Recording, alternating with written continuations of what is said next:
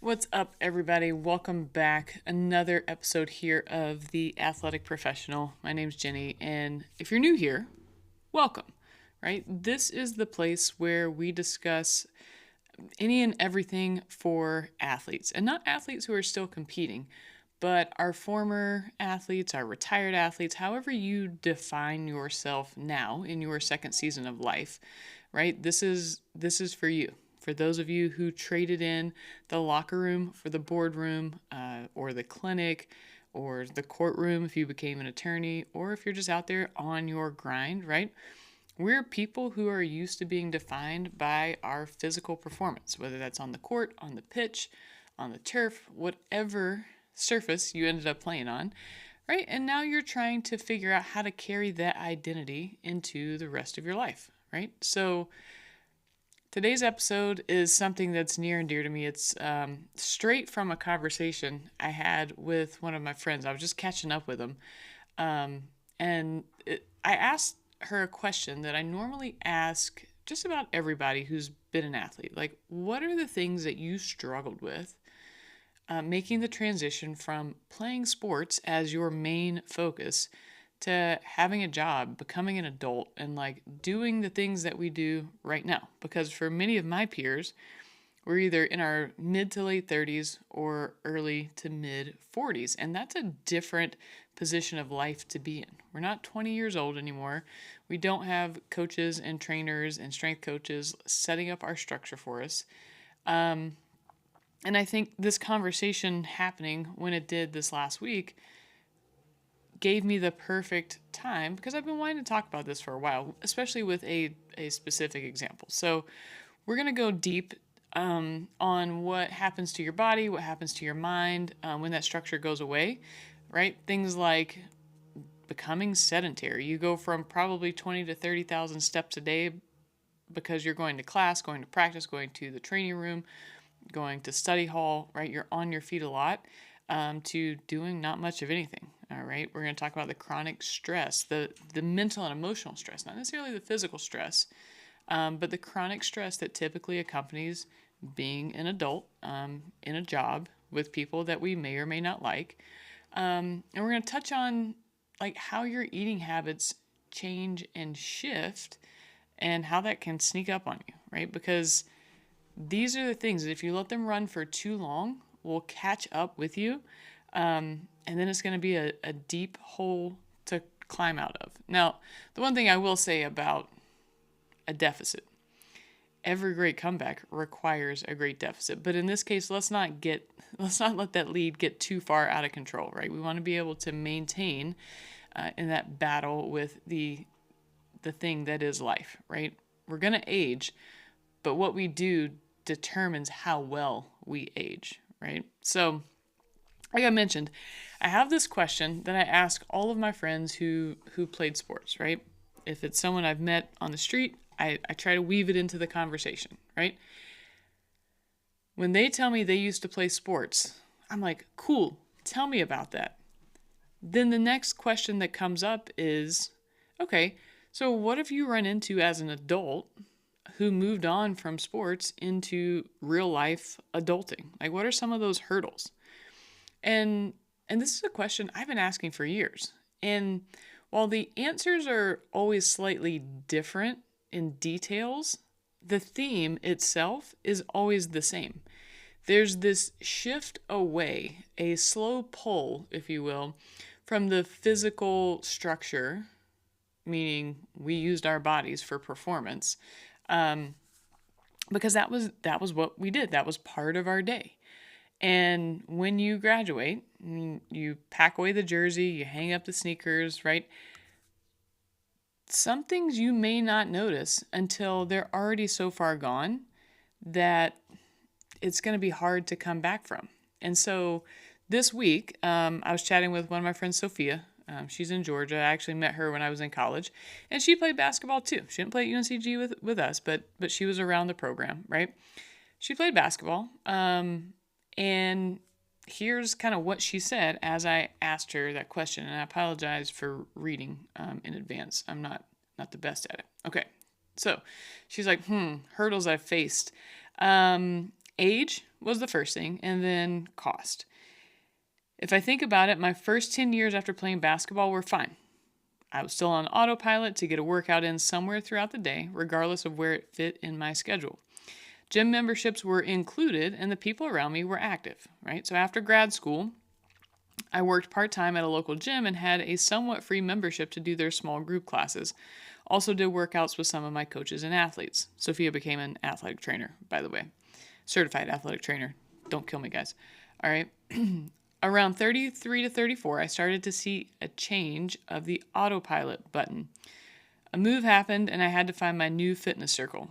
The cost for small group training was interesting, coming from a person who never paid for fitness. I transitioned into an office setting and it was all downhill from there. By 35, I just wanted to sit down. Working was so draining. I can remember holding back tears one day when I was just walking on the treadmill after work trying to get some steps in for the day. Everything felt like a sacrifice when previously it just worked. Crazy how one can go from competing for so long to not wanting to walk. Pushing 40, I'm a critic of the American work culture. It's too demanding for little to no reward. The food is full of inflammatory products, and you have to do a research paper to just eat properly. Hormones are crazy. Currently, I'm at 8 months into regularly moving my body again. At almost 40, my goals have changed.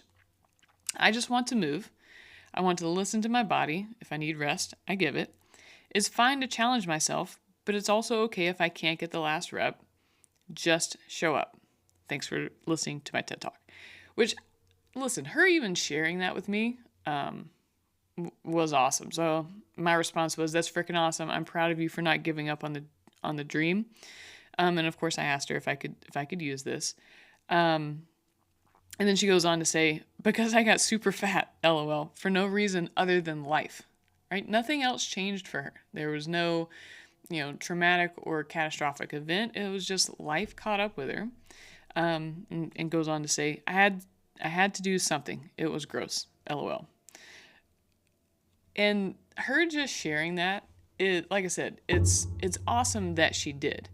And the line, "Everything felt like a sacrifice when previously it just worked," like that is the thing, right? You realize what you used to do doesn't work anymore. That's the whole purpose of this. And the same conversation I've had over and over. I was talking to one of my teammates a couple months ago during alumni weekend, right? She went through the exact same shift, right? They were an athlete. They got into coaching. Coaching meant standing around, not necessarily practicing, because coaching and practicing, while it may look the same from the outsider's perspective, you know how it feels to run through a practice, but you also know how it feels to stand around and coach. It's a different kind of stress nonetheless, but it's a different kind of stress. You're not active, you're not burning calories, if you will. Then you go from coaching into the demanding world of nursing. That is a huge shift. Now, stress levels are probably equivalent. Hours that you work are nuts. I think some nurses work 10 to 12-hour shifts.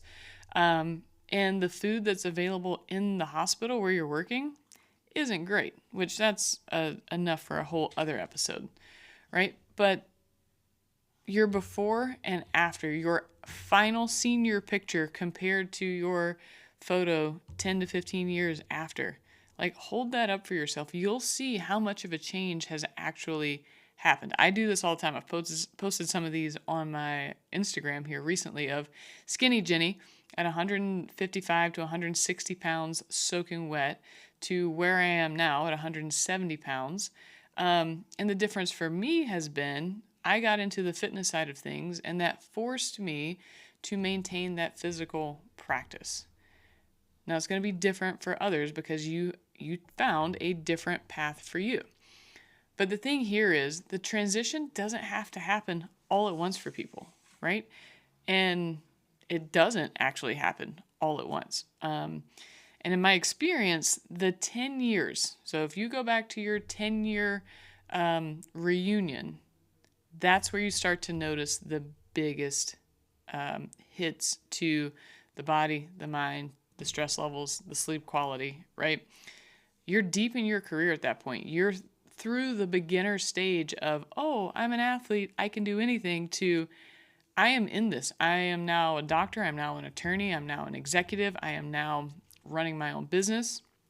Now I've got a family, right? The muscle memory of you moving didn't fade, but the activity of the muscles that you used to move is the thing that starts to shut down and turn off. Because at this stage, if you don't use it, you lose it.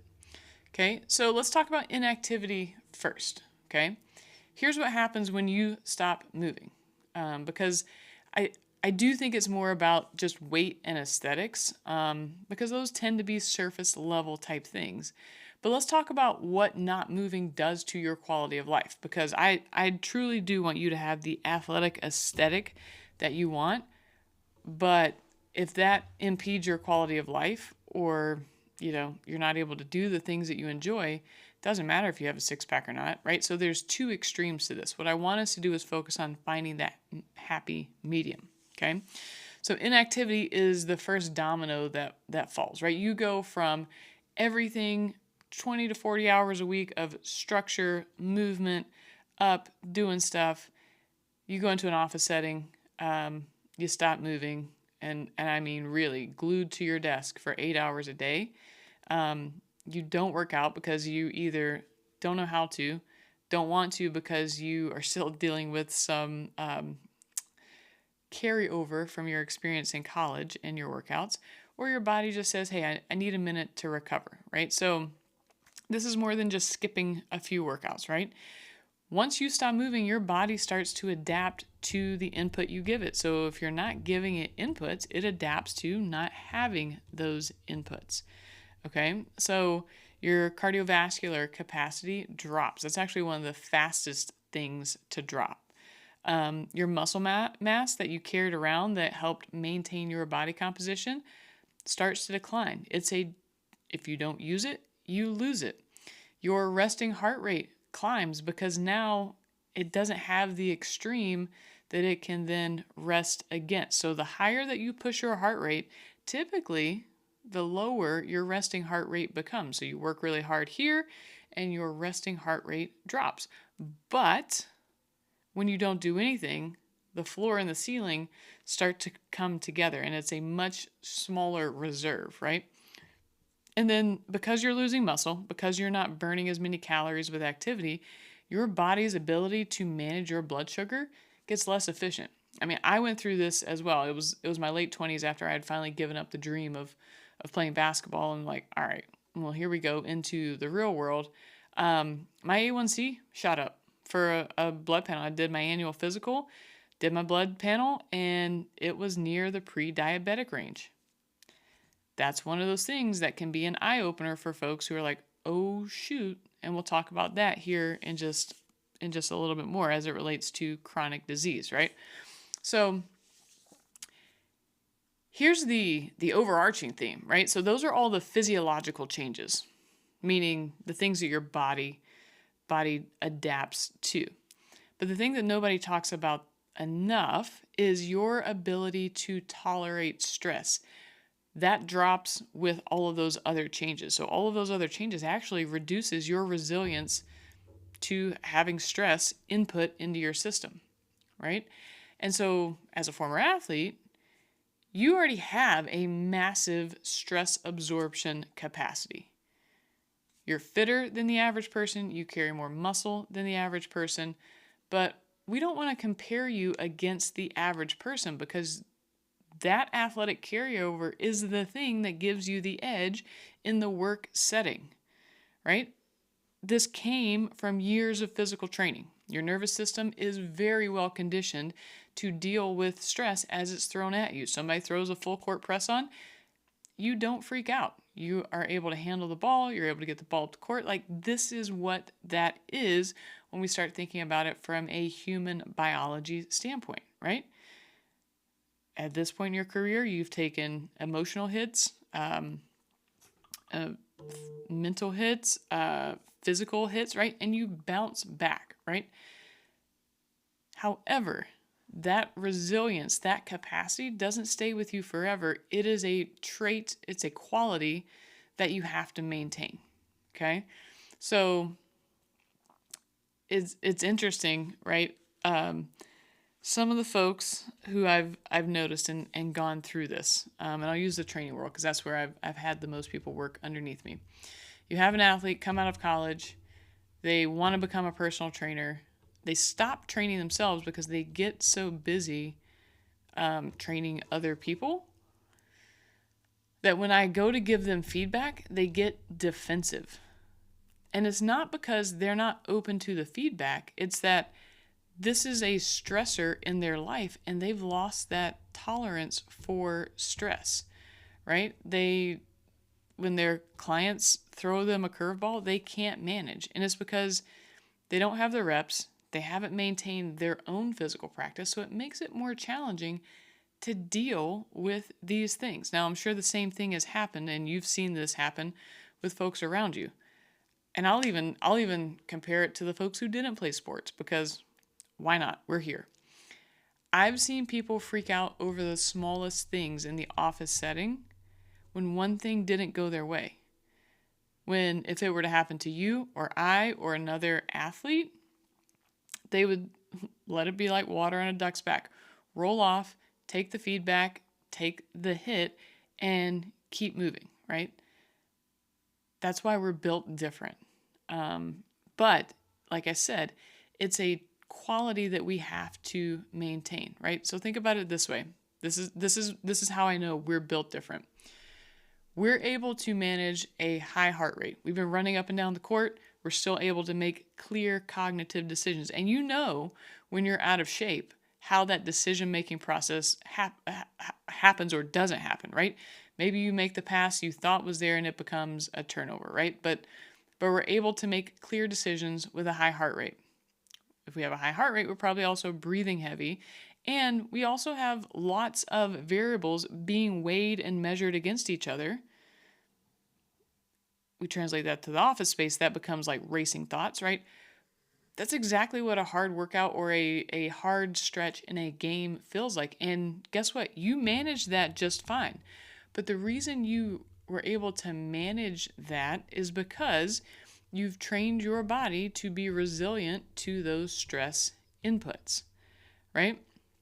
This is exactly the same thing that your body experiences in a chaotic meeting, in a difficult coaching conversation, in any sorts of high stakes decision making, right? The difference between the person that handles that with composure and the difference in the person who falls apart is mostly physiological, meaning your body's response to the stress.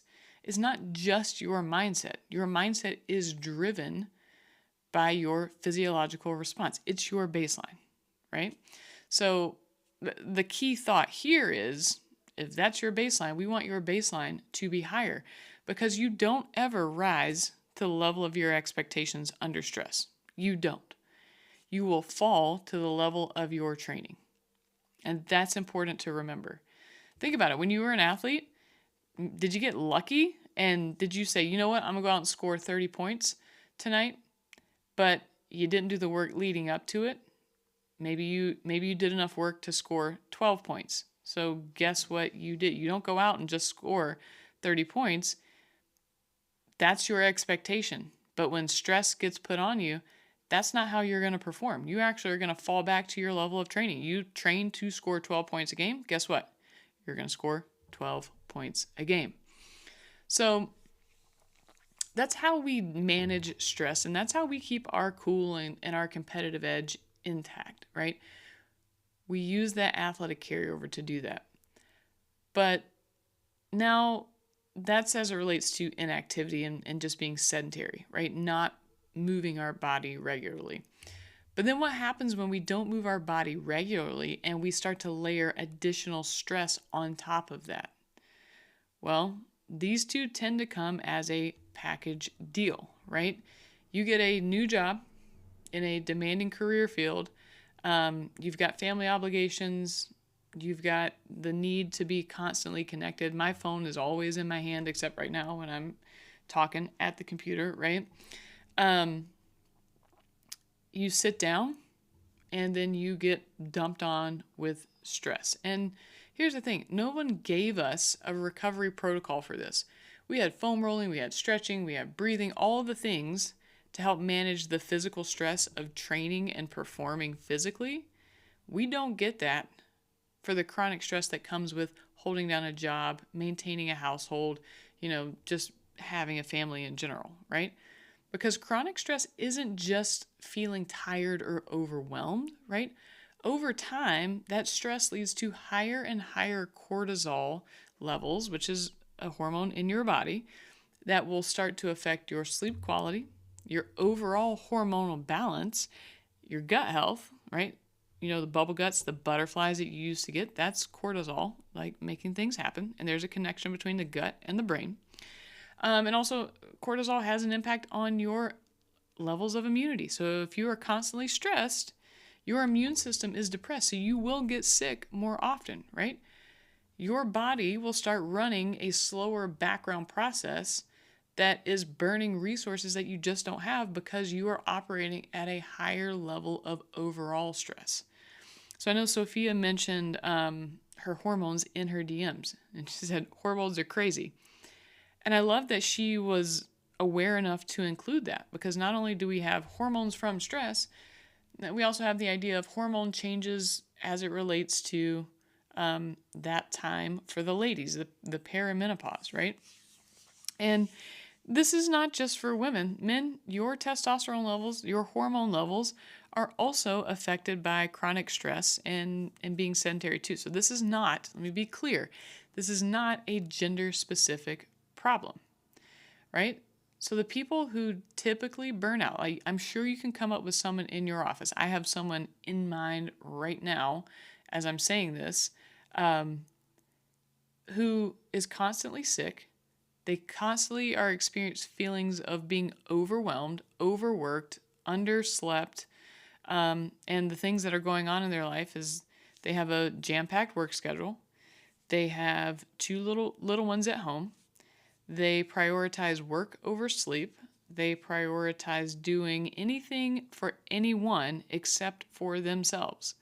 So, you know what tends to happen to that person? They get sick a lot. They miss work a lot, right? And I'm not picking on them. They weren't an athlete, but even if you were to give them the smallest input of physical activity, they might be a little bit better. Give them the smallest input of eating a little bit better. They might be able to be a little bit more resilient to stress. Because if we think about it, guys, like for real, let's be honest with each other for a second. The American work culture is not built for recovery. It is the old Anglo-Protestant way of doing more, working hard.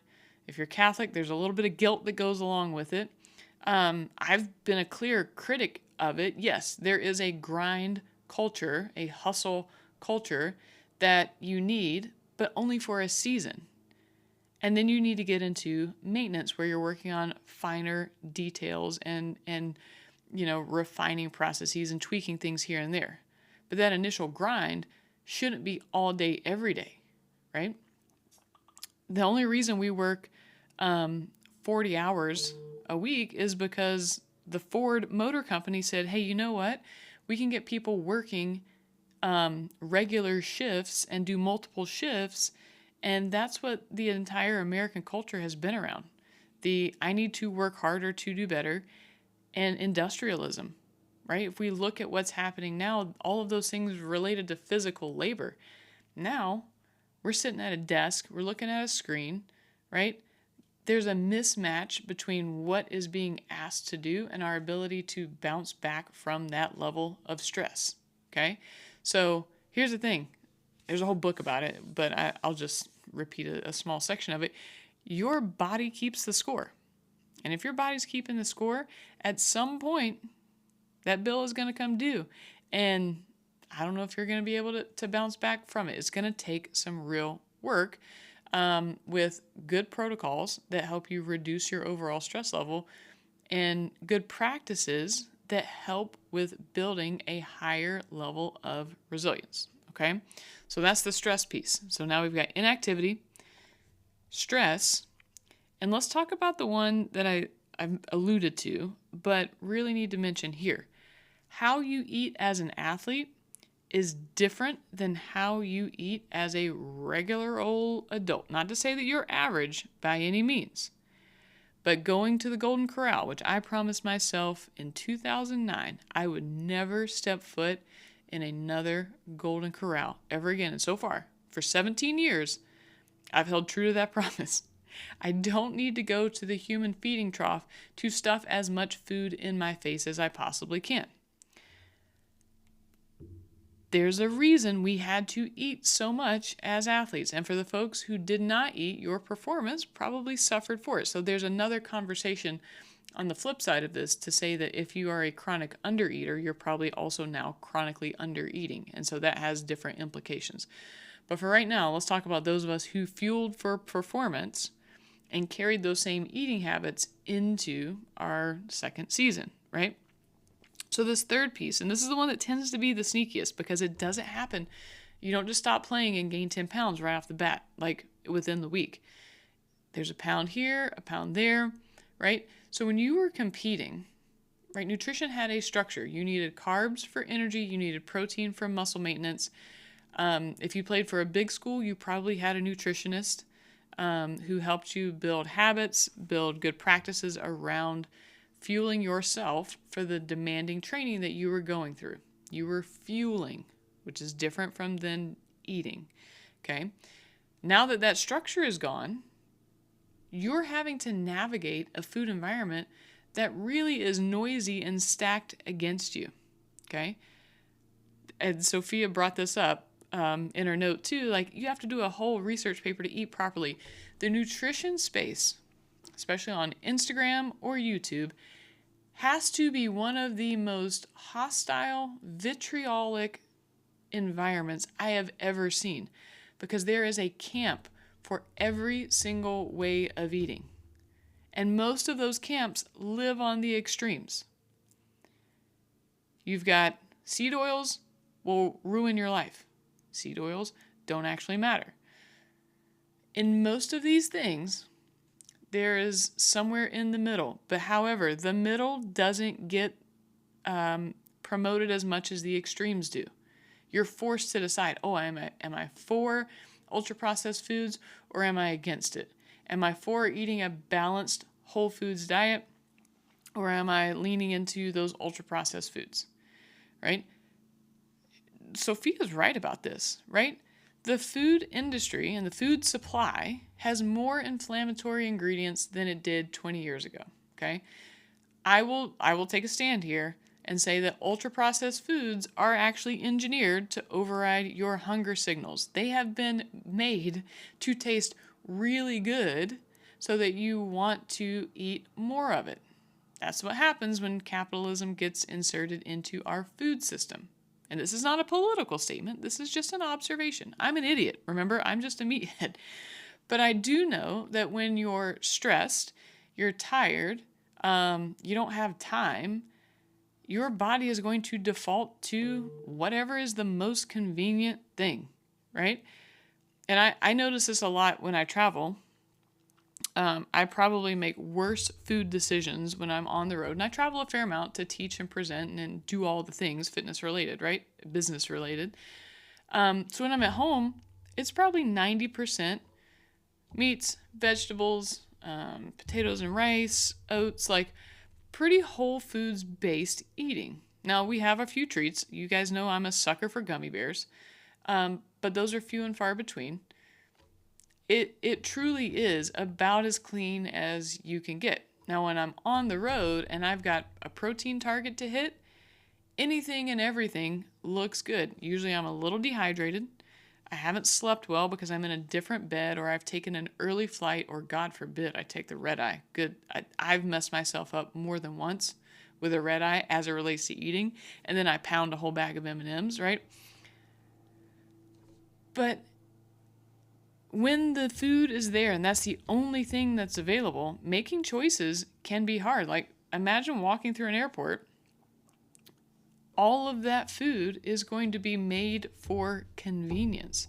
Compared to, you go to the grocery store and you've got your fresh produce and meat section and frozen stuff kind of around the perimeter, and then all the processed foods in the middle. It makes it really easy to avoid the convenient stuff if you plan your shopping trip. But in the airport, that doesn't happen, right? It's there because people are in a grab and go situation. And this is important because there's going to be times when you need to grab and go. But I want you to focus on maybe the less convenient option is the better option. And that's not saying you need to go get grass-fed, grass-raised meat. You need to have all organic stuff. No. I'm not saying that. I want you to fit things that are mostly whole into your budget, which can totally be done, and I can help you with that if you want. Because here's the underlying thing that I want you to remember. 74% of American adults are overweight or obese. 60% have prediabetes or diabetes. And a quarter of all deaths in the US are cardiovascular related. All three of these things can be improved with diet and exercise, right?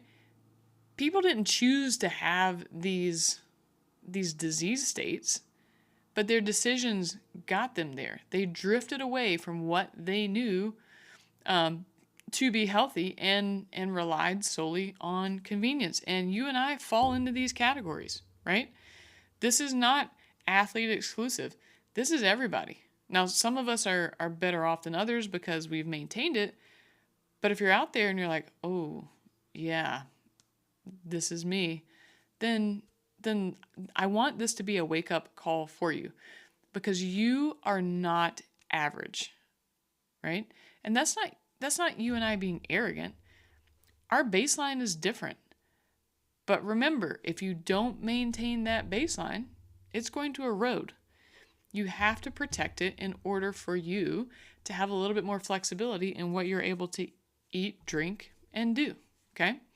So I know the last few bits have been a little harsh, but I want to keep it real with you, right? This is the mindset that I want you to have as an athlete, because you don't ever give up that identity, but you do have to shift how you apply it, right?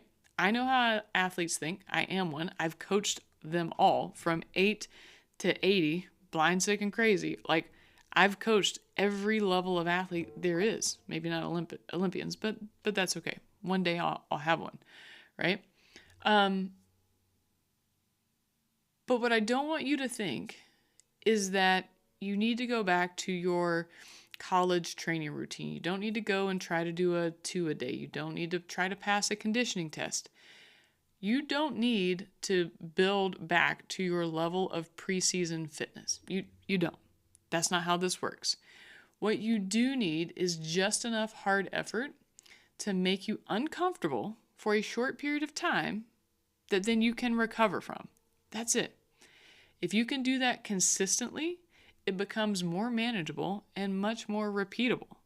And over time, you start to build your threshold for stress back up, right? You want to be high performance in your career and life. It doesn't require a high performance body, but it does require high performance habits. What I want you to do is think about stretching that clock of aging while everyone else around you is running out of time. That's the difference that we have. And I think Glennon Doyle says it best here, right? Like, she wrote a book called Untamed, and her whole brand is built around doing hard things, right?